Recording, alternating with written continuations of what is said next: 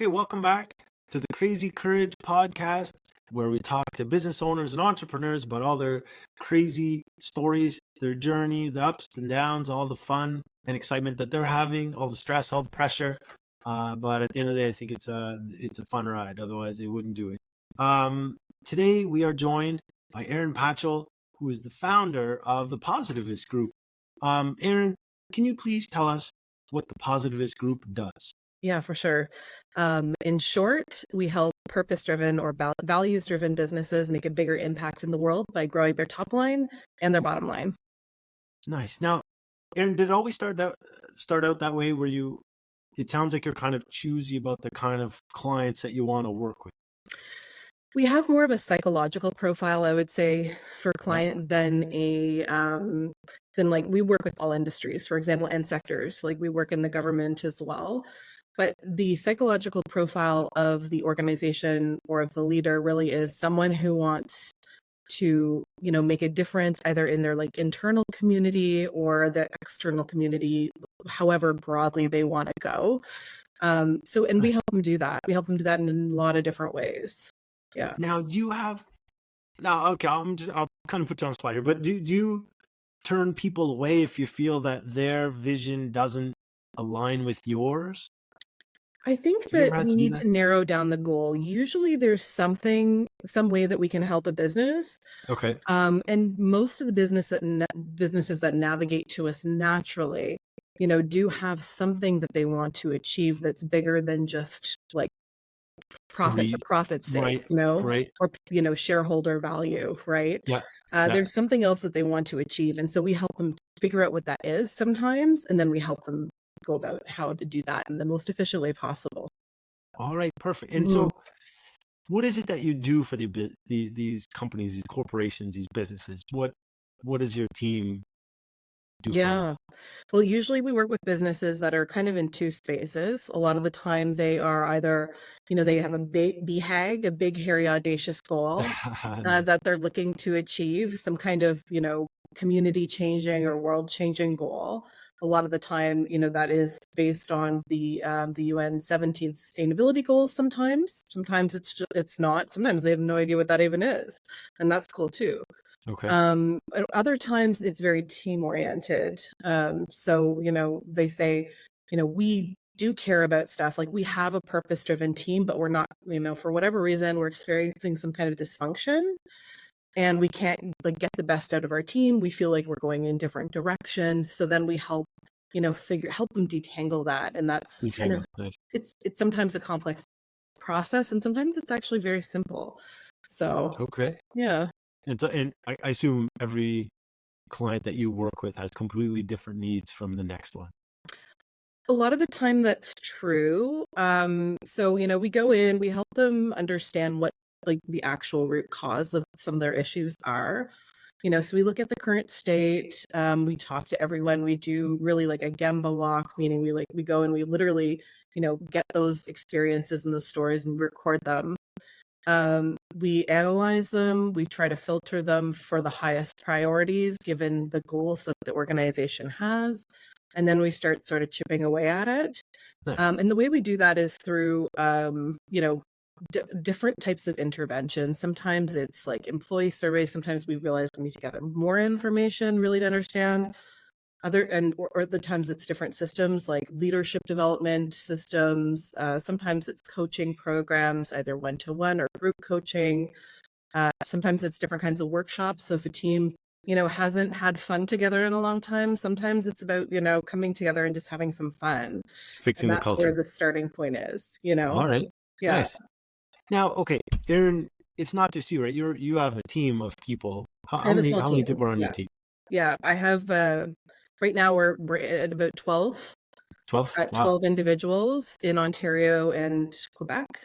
Nice. Who are working on the team, and they work a lot of the time virtually or in person, depends on the type of intervention we're looking to do. A lot of the time it's really good to bring virtual teams that are especially distributed. It's really hard to maintain a strong vision if you don't sometimes get together. Yeah, right, So a right, lot of fair. the time, so a lot of the time we really encourage people. We're one of the reasons why you can gather, So use Yeah. us as an excuse to get together and have some fun, and we can facilitate a great session. Whether it's more based on fun or more based on we're co-creating our purpose, our vision, our mission, or some strategies or tactics on how to get there. So that's all part of the process. Awesome. Yeah. Now, the people on your team, do they specialize in certain industries or certain areas? Yeah, they do. So, okay, so we all wear different hats, and So, so on my team, people wear a consultant hat, a coach hat, and a facilitator hat. Those are the three main hats that we wear, the three main roles that we have. Um, some people on the team have more of a strength. So we're very strengths-based, strengths-oriented team. It's one of the things that we teach our clients how to do, right? How do you create a team that focuses mostly on people's strengths okay. and maximizing people's strengths? So, and we do that, and the way that we do that is by having a diverse team that has, we have different areas of strength, different areas of focus. And so whenever I'm talking to a client, I am more easily able to match the client to the best person for them or the best group of people for them, depending on what the scenario is. Okay. Yeah. Okay. So for example, right now we're working with a few clients where, I would go in, I would do the initial conversation, the trust building with the team, do a few facilitations, like strategy facilitations. And then as they're going to implement the strategy, I would hand it over to one of my coaches that is awesome at group coaching or team coaching.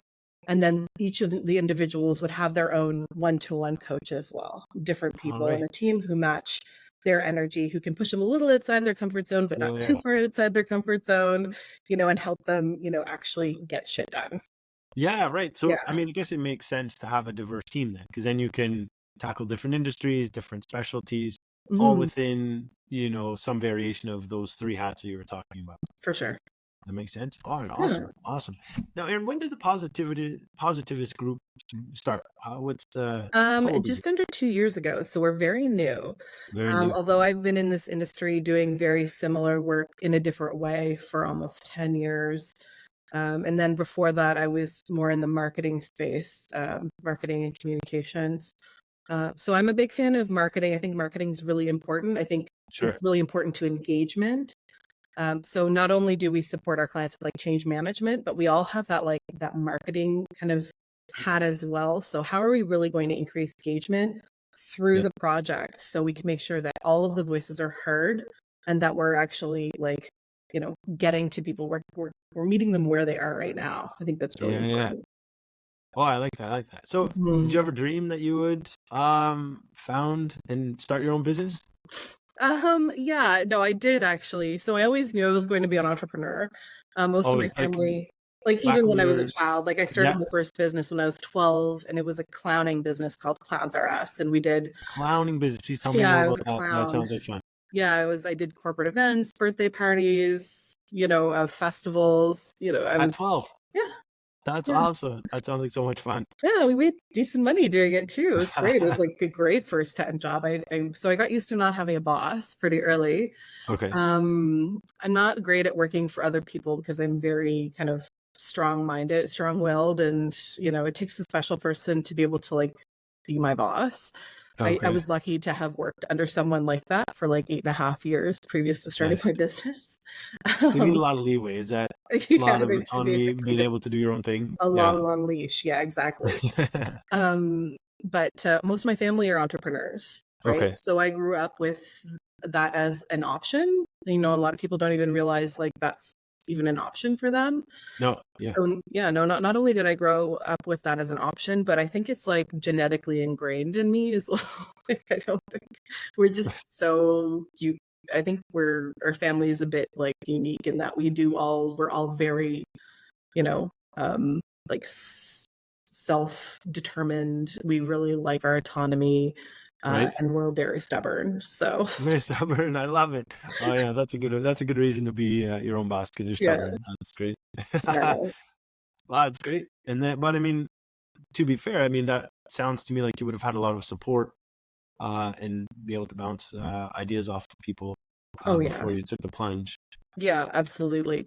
Definitely had a lot of support around me, not just from family though, from just people I'd collected along the path. And I think that's so important to have a team behind you. And I think that a lot of solopreneurs, like for the first 9 months of Positivist Group, it was me and my multiple personalities. And I say that Yes. tongue in cheek, that is a joke. So I didn't have any team members. It was literally just me, but I named it Positivist Group because I knew that wouldn't always be the case, you know. Okay, right. You expect, yeah, you knew you were going to go into a group, right? I knew I that think I was going to have team members because I don't work well alone. That's the other thing. I don't work well that's alone. I need to be part of a team, but okay. I don't like a boss. So that's interesting. This is why we gravitate to the agile practices, right? Where For sure. it's a lot more self-determined and autonomous. Um, where was I going with this? Oh yeah, so Positivist Group. I think it's important, even as a solopreneur, to realize that you have a team around you, Okay. right? Like every person has their team, and if you don't have a team, I don't know that you're ready even to be a solopreneur, to be honest. You know, because Okay. as part of what we do with Positivist Group, like I'm a business coach, and I see this Yeah. all the time. I see this all the time when solopreneurs are literally doing everything themselves. Well, why not have a team? Why not have mentors around you that you can trust? Why not have maybe a coach? Why not have like advisors in different areas? Like I know Sure. you're in insurance, right, Nick? So Yeah.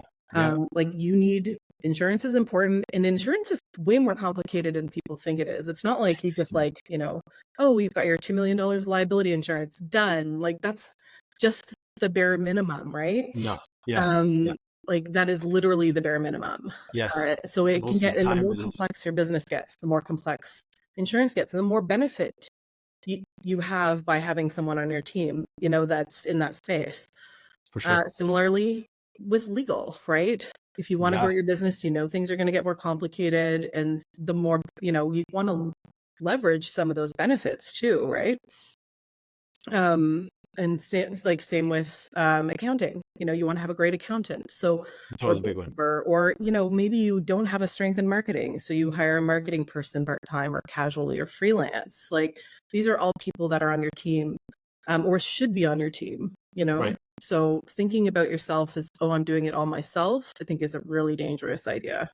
So yeah, these people that you're putting on your team to begin with aren't necessarily employees or work for you, No, but they're people you work with certainly, to make sure your business is on the right track. Certainly, like you said, from a exactly. legal standpoint, insurance, marketing, accounting, all those things that Yeah, one of those things goes off the rails, it can be yeah. a lot of trouble for sure. And even if it's very casual in the beginning, right?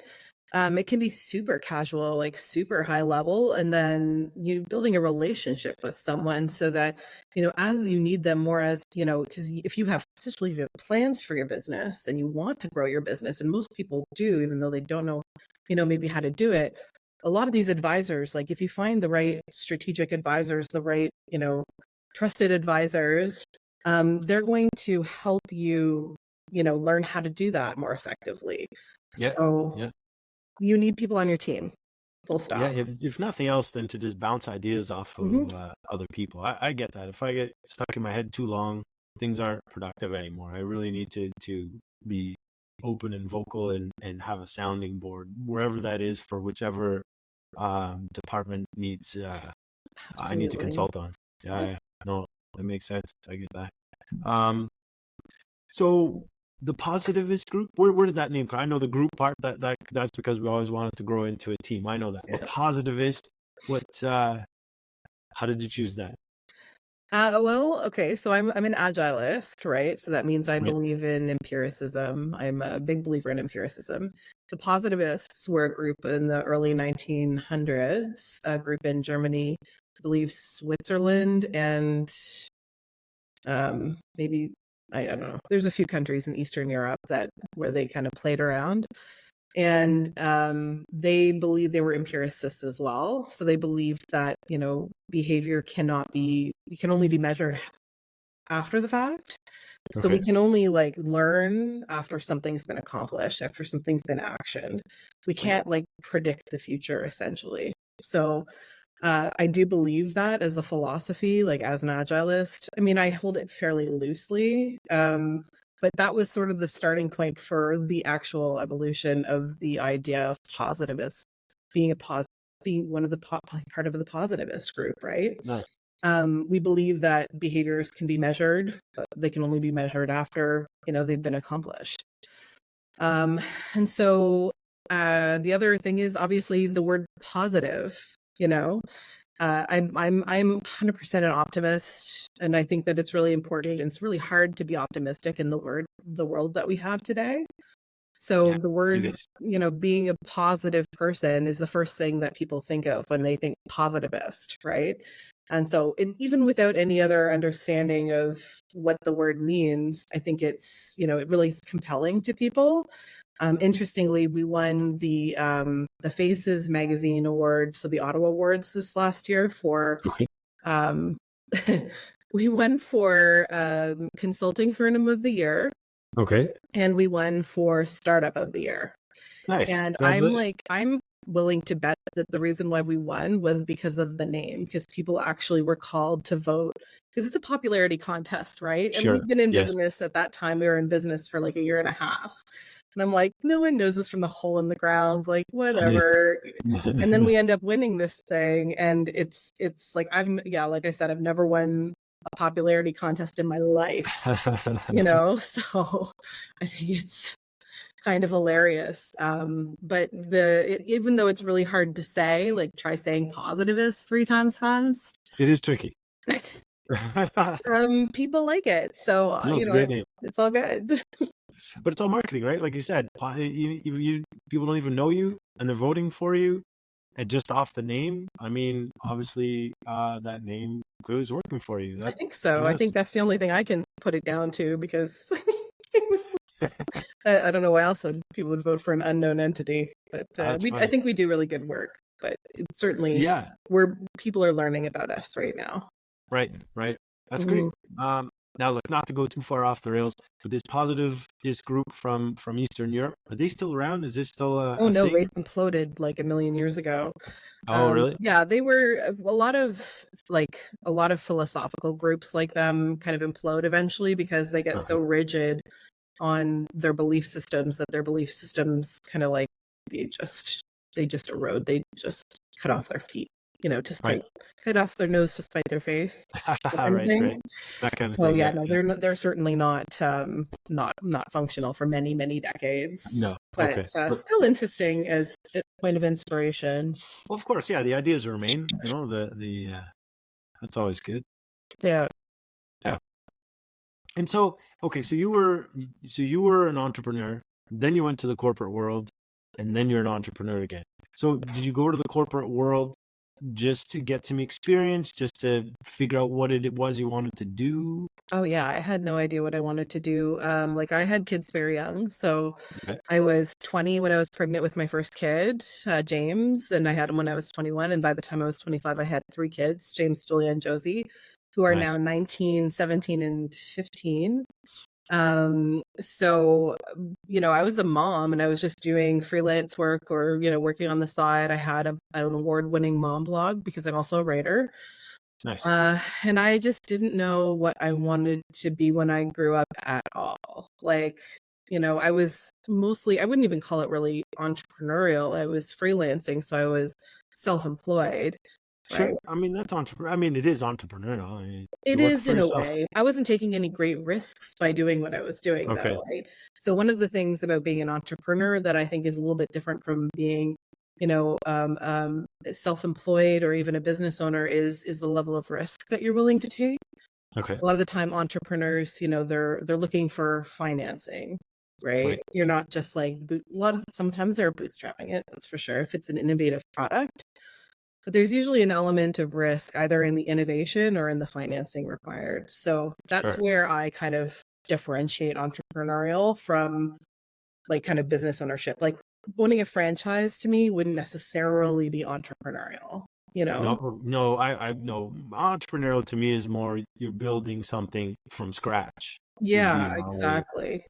Yeah, as so you're opposed, doing yes, no something that's in franchise is it, you're buying into an existing model. You're part of that corporation, that's already, you're buying a piece of an existing corporation. I would say that's, yeah, no, I wouldn't give that entrepreneurial. It's a business ownership, certainly, and I'm not discounting it because that's probably as difficult as anything else, but it's just totally. different. Yeah, it's very hard. It's all hard, right? It's not easy to be self-employed. It's not easy to be an No, entrepreneur, but I think the level of risk is slightly different. So I wasn't like I right. was, self-employed through most of my 20s. Started working at my corporate job in my 30s, my early 30s, and then now I'm 40 and doing my own thing again. And actually, not just Positivist Group now, but Positivist Group is funding a project called the Train to Help Project. And Yes. that one, yes. And that one is a technology product. So we've started at Invest Ottawa just this past week in their ignition cohort, and we're learning how to be tech founders currently. Wow. Nice. Now, train to help. Now, I'm gonna say, I was reading your article in Ottawa Business Journal. I think it was just last week, Yeah. and it's very interesting. I was reading about it, and I have to admit, it's not something that touches me personally. So, but I feel that it's something that's long overdue for the people who are affected Mhm. by that sort of thing. Can you please elaborate on what it is that Train to Help is and aims to do? Yeah, for sure. So we are aiming to build more inclusive customer service environments in brick and mortar, so in like real world, the physical world, in those Yeah. businesses, through the power primarily of customer service. So we have the training, the actual training, it's Trained to Help. So we have the training, which is an online learning platform. It's being custom built for this project. Okay. So the idea is for it to become, increasingly more engaging over time. We're just working on our demo right now, like our minimum viable product for our Okay. pilot in August, starting in August. So the training, is going to be done by employees and employers in brick and mortar businesses like restaurants, retailers, professional services, you know, those sorts of Yeah. businesses. And they're going to learn how to build more inclusive environments, how to serve people with disabilities, and to make sure that they're maintaining that AODA customer service standard that exists. Right. They're legally required to do as well. So that's the training. And then the businesses, there's a business recognition platform as well.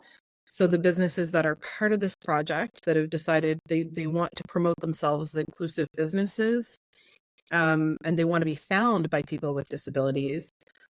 So there's the online platform, there's a website that people can go to where they can search up, basically all the different criteria related to their disability, see which businesses they feel comfortable going to, and Okay. then, they'll be able to access those businesses. They'll be able to know which ones exist out there. Now that'll be a Yeah. separate website from Train to Help. Is that It will be on the same website, be but on the same it'll website?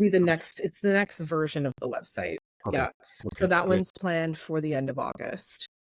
Well, see, and like I said, this isn't something that affects me. I Mhm. get in the car, I go to the store, I'm in, I'm out, whatever. I don't think of that kind of thing, but that's got to affect a lot of people whose lives are, maybe their mobility is a Totally. little more challenging, Yeah, right? like Like, 27% of people over the age of 15, not even including children, 27% of the Canadian population has at least one disability that affects their ability or their mobility in the real world.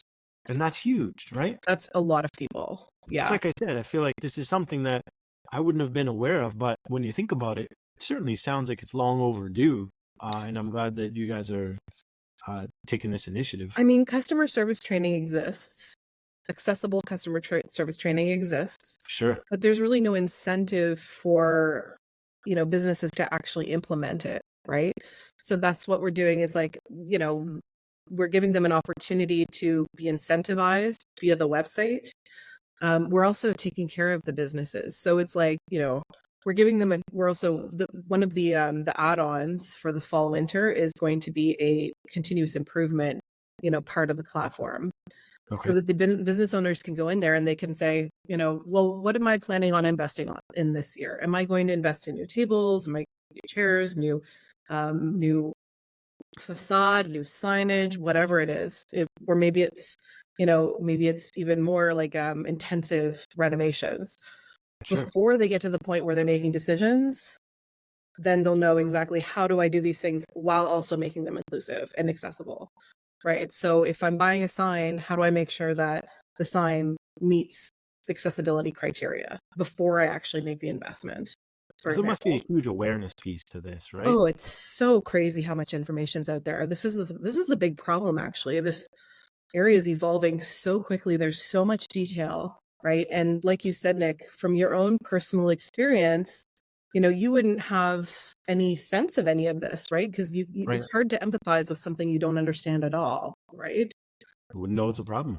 No, exactly. And that's exactly how it is for most people.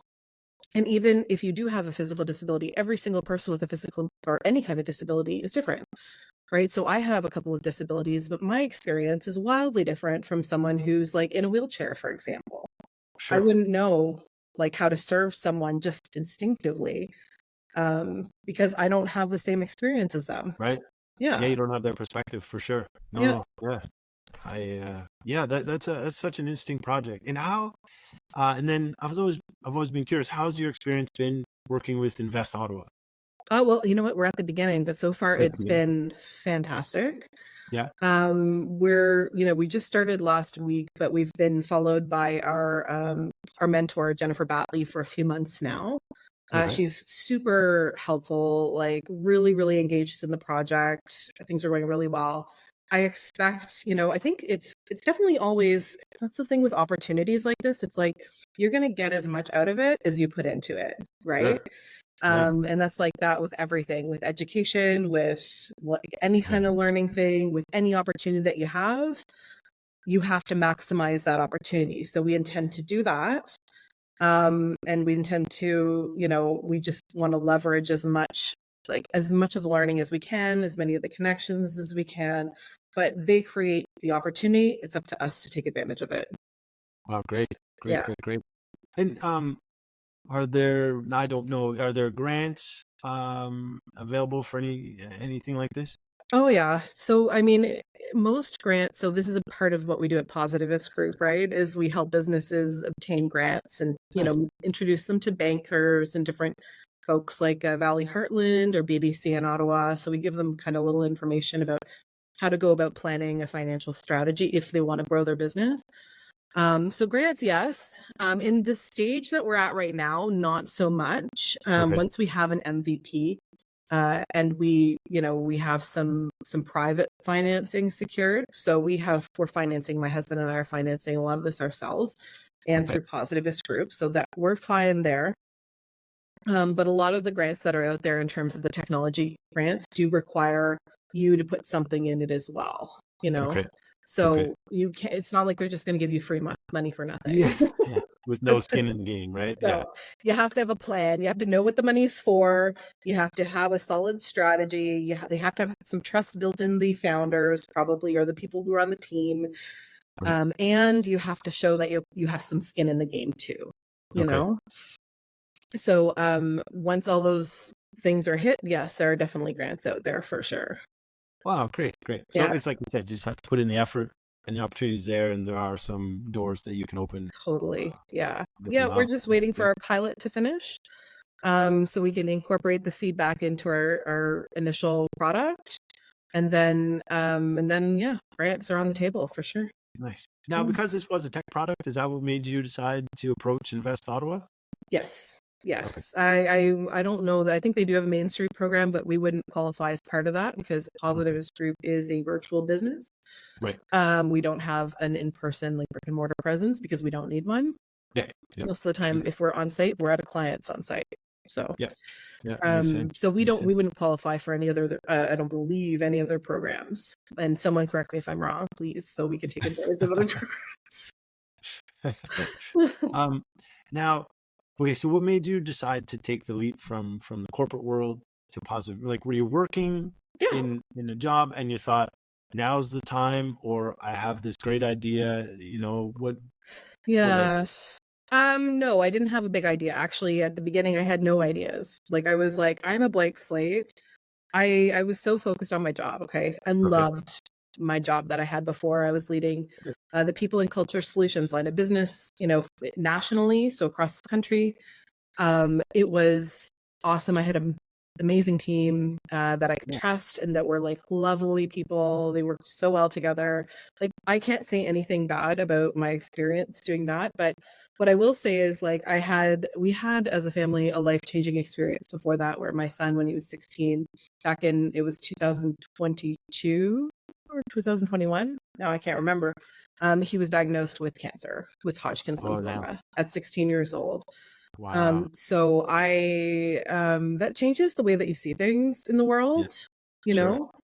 Pretty quickly. Yes. And so I really wanted to double down on serving the greatest good. And so Okay. that's what so I started, I think my vision for myself started to change. And not that, my previous employer isn't doing work for the greatest good. Like, I think that they're doing amazing work for amazing organizations and they're still doing great work. Yeah, and it Um, sounded like you were pretty happy there. So certainly it wasn't a matter of, look, I'm unhappy, I need to, but there was a calling, clearly. There was a calling. I just felt it was time. We'd been together for so long. Also, I felt like, if because I had been there for so long, I'd literally been there since, like, I was like the second employee that he hired, basically. Okay. So because I had been there for so long, um, I felt like there was I was kind of like the duct tape of the organization in a lot of ways. Like, I was holding a lot of things together. Okay. Um, but what happens when you remove that is the gaps become obvious and then they can actually fix it. So I felt Oh, like I well. was a bit of a roadblock in scaling the business, to be honest, because I'm, Okay. as a person, am not scalable. One person Yep. is not scalable. No, no, no. So not only did I feel like it was probably a good time for me, but Okay. I thought it was actually a good time for the business as well, for the business that I was working with. Like, strategically, my strategic exit allowed them to, create a more scalable solution. Okay. Yeah. Okay. But you said you didn't have any ideas, like, so you're like, look, I know I have to go, but I don't know where I'm going. Is that I had no idea what I was gonna awesome? do, honestly. Like, I had no idea. I was like, I just emptied myself, you know, that those first several months. I wanted to be an empty cup that could Okay. be refilled. Um, Okay, so you did, there was a method to the madness. oh, I mean, sure. I always have a method to the madness. So it's not just I'm not just wandering aimlessly. I intentionally emptied my cup so I could see what was going to fill it, oh, and I could interesting. be just open to whatever was going to fill it at that time. I love Um, that you had that presence of mind to know that you needed to just start from zero, not start something on the side while you're still busy doing your job, not mm, thinking, okay, I'm leaving my job, I'm starting tomorrow this new project. Just that you had the presence of mind to just take a pause, empty the cup, and mhm, then do some introspection mhm. of some sort, clearly. Oh, for sure. Yeah. I was, yeah. And then my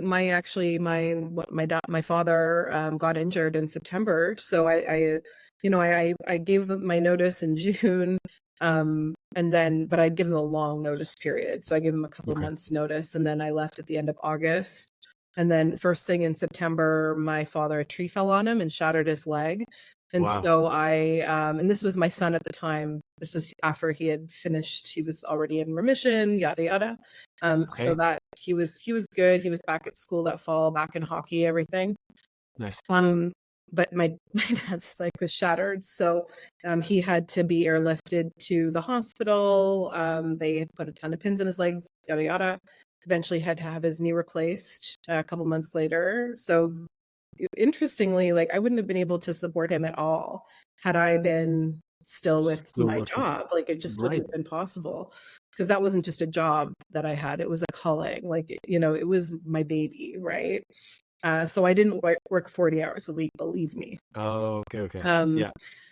but it left me open to be able to support him for several months, while I was also trying to figure out what the heck I wanted to be when I grew up and what was Okay. Positivist Fruit. I had the name in my head, but I didn't know what it was going to be yet, So you you know. had the name. Yeah. like long before you had the formal idea of what that was going to represent. Yeah, Wow. totally. Yeah, I knew And, that it had to be around my philosophy of life, okay. which Yeah. is about, measuring results. It's about, being purpose driven, being values driven. I knew it was going to be something around that. I just didn't know what that was yet. Now, how far back does that philosophy go? When did you develop that? Um, Not very long, actually. I mean, no, not very long. Like, I feel like not intentionally. So, growing up, like, you have kids. Well, I had kids. I was kind of like bumping into walls through life. Like, I didn't really know what I wanted to be when I grew up. I didn't have a good sense of myself, like, especially when you're a young mom. I think I just sort of threw all my energy into that, a lot of my Yeah. energy into that, anyways. And then I, just sort of floundered. And then I met, my previous employer. And that's when I started, really thinking about like, what do I want? And that was a very like difficult process. I was surrounded by coaches. At one point I had 3 coaches. I Okay. had like a leadership coach, a sales coach, and a mentor coach because I had started my coach training at that point. Right. But I still had no idea if I was going to do anything with it. Like, I'm like, I think I took my coach training because I wanted to be a better manager, not because I wanted Oh, to be a okay. coach, you know? Um, like, so I just, didn't really get it. I didn't really know. And I'm still figuring it out, to be Sure. honest. Like, and I don't think that's a bad thing. Like, I think it's okay to just be like, I don't know. Like, I'm open to ideas, and I'm open to being massaged, and I'm open to being like managed, and it'll figure itself out. For sure. And Yeah. I think that goes back to what you were talking about, the original positivist group, the positivists, I guess, from Eastern Europe. If you're not open to change and you're stuck in your ideas, Hmm. take a hard line, you're gonna find out that as the world changes, that may not fit anymore. That Yeah, you can't be so prescriptive with your life, right? and I learned many times over the years, as soon as I planned something, like when I was 11, I was going to be a veterinarian, Nice. I was So going you to love be a puppies and veterinarian. animals, right? Which one? Right? You love puppies and animals and cats and horses, Absolutely. right? Like, there was no question in my mind. I was 100% going to be a veterinarian, and then I Yeah. became like violently allergic to animals and everything. So that was like the first great pivot of my life, is Yeah, like, sure. obviously not going to become a vet. So now what do I want to be when I grow up? No idea at And all. we'll just clown around for a bit, right? Yeah. Yeah. That's all. No, that's so much fun. But I think what I've learned, I think for myself, I when I was younger, I thought I wanted to know all the answers, and I thought Mhm. as soon as I know all the answers, I'll be set. I don't need to learn anymore. I'm good, right? Like this is it. I've reached this level. I'm good. I know everything, and Yeah. I wanted the world to be black and white. I wanted things to be simple. However, I However. did learn. There's a however, yeah. However, I did learn fairly quickly that as soon as you stop learning, like you're just dead in the water. Like there's your mind stops thinking and growing and expanding, and Hmm. there is no way to get all the answers. And I think that was the thing. As soon as you learn that the world isn't black and white, Hmm. your experiences will change your perception, and you just keep growing and learning and absorbing as much as you can, because it just there's no end to who you become. You just keep evolving as you go, right? Is that, I mean, now I'm Yeah. talking about that, but it's, for me, that's been the thing. As soon as I decided that I needed to keep learning, um, and I wasn't like, I hated school. I hated sitting in class and just listening to people drone on and on. I couldn't do that. I'm Yeah. very much more, I need to go out and learn something for myself. Learn by doing is huge, but Hmm. learning, subjects that I research myself or figure Hmm. out, that's how I learn. But the idea was that I need to keep learning, never stop, because Well, what's the quote? Like, the more I learn, the more I realize I know nothing at all. Like, that is so exactly. true.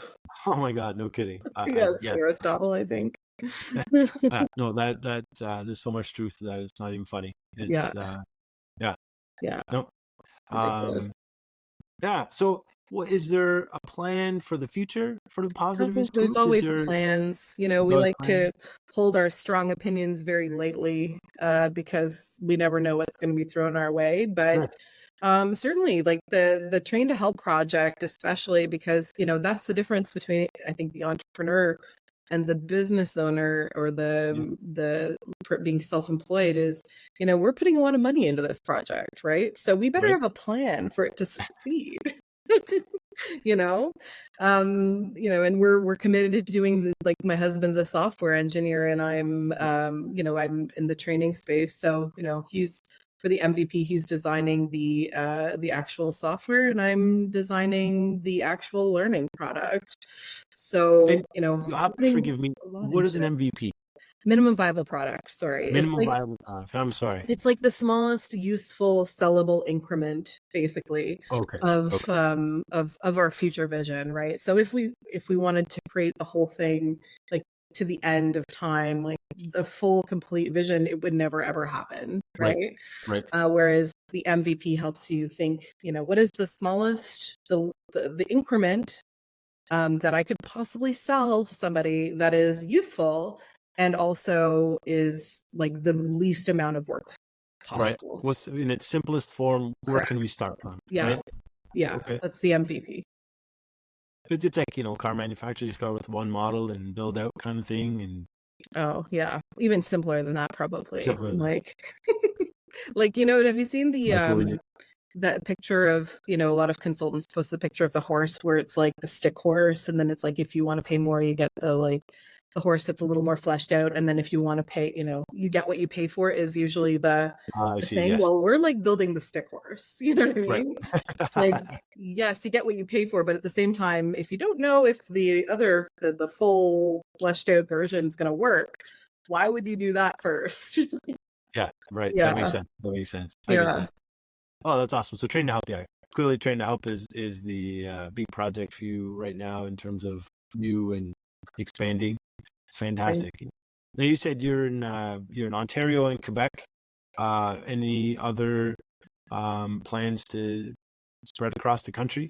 I mean, most of the work we do is virtual, and I mean, Right. I'll travel anywhere, so I'll say yes to whatever. But Nice. as long as it's in our wheelhouse, right?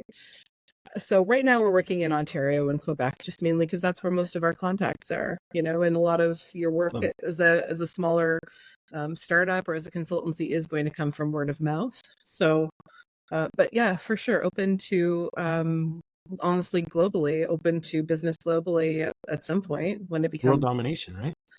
oh yeah, for good, world World domination domination for for good. good. Of course, of course. I love it. I love it. And I think in our previous conversations, you were talking about failing upwards. I do Yes. like, I like that term a lot. And to go, just because to me, I think it means that you're trying, you're going out there, you're going to fail, but you're going to learn. Yeah, And the reason you're going upwards is because you're learning, right? So you totally. never go backwards because the skills and the knowledge that you gain, you take with you, Yeah. right? And I think that we can take back that word, because a lot of the time failing upwards has like really negative connotations, but like someone who's incompetent but like manages to Oh advance yeah. in their role or whatever. But Right. I want to think about failing upwards, like I want to teach this to people, in Yeah. that like the person who has the greatest learning mindset is going to succeed. Yeah. Yeah, Right. It's okay to fail because you're building on that failure. So you're always moving forward. It's up totally. and away. Like there's I think no. we should rebrand failing upwards. There you go. Yeah. Yeah. TM. There you go. We're done. Yeah. That's it. Awesome. Well, Erin, I'm gonna thank you for your time. I really appreciate you joining us today. I'll cut it off here because after that, I think we're gonna get off the Because we rails a could little talk bit. for like 3 hours. Yeah, let's do Right? Exactly. Exactly. Maybe we'll have to have you on again it. and really Sure. flesh out some Anytime, Nick. ideas. Awesome. Awesome. Thanks, Erin. For sure. I appreciate your time. My Take care. pleasure.